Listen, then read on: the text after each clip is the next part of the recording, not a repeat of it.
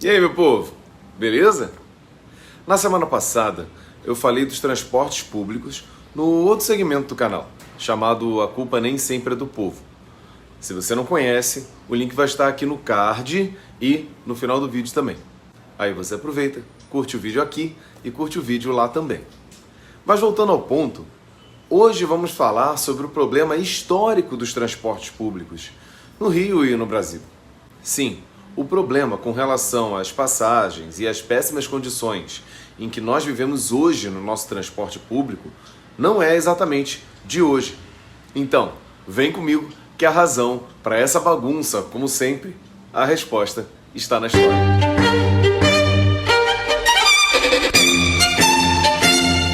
Então, minha gente, os transportes públicos no Brasil são razoavelmente recentes.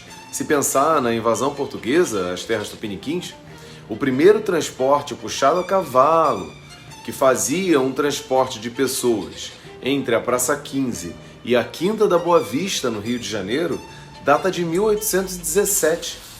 Se você pensar que os portugueses estavam aqui desde 1500, é muito recente, né? Já em meados do século XIX, os trens e bondes também ganharam força. Antes disso, se usava muito as navegações fluviais, ainda lá no século XVII, conhecidas como monções. Сипайлова, да? Крутяк! Вот que são as navegações por interior, além das ilhas de Tordesilhas, ilha que dividia a América entre Portugal e Espanha. Trata-se da linha de Tordesilhas. O sujeito em questão, no caso eu, devia estar sob uso de entorpecentes ou algum tipo de outra droga mais pesada, que esse cidadão simplesmente falou ilha. Não é ilha, Júlio, é linha de Tordesilhas, correto? Segue o vídeo. Hoje se fala muito sobre a precariedade do transporte público e a poluição que eles causam. Então, a verdade é que a navegação fluvial seria uma possibilidade bem viável, visto que o Brasil tem cerca de 30 mil quilômetros de vias navegáveis. É bem verdade que teria que ser feito com certas cautelas, para não poluir mais ainda os rios. Mas dá para fazer. Seria uma forma alternativa de viagem. A outra possibilidade seriam os trens.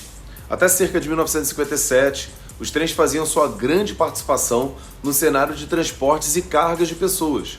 Porém, com a eleição do Washington Luiz em 1926, com o lema "Governar é construir estradas", ele, Vargas, Dutra e JK passaram a construir estradas ao longo do Brasil. É bem verdade que não se pode culpar eles por terem aberto estradas, porque nós não tínhamos estradas.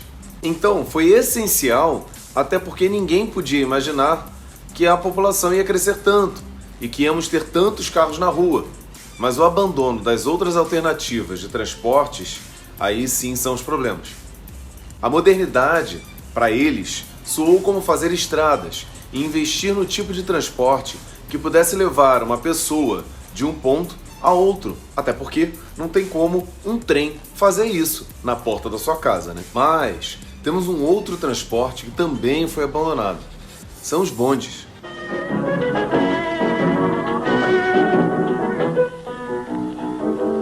Quem acha vive se perdendo, por isso agora eu vou me defender. Por infelicidade, meu pobre peito invade.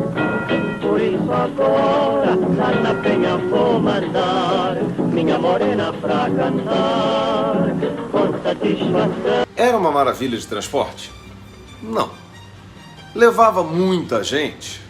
Não. Mas por serem elétricos, acabavam sendo mais baratos para o consumidor e menos poluentes também.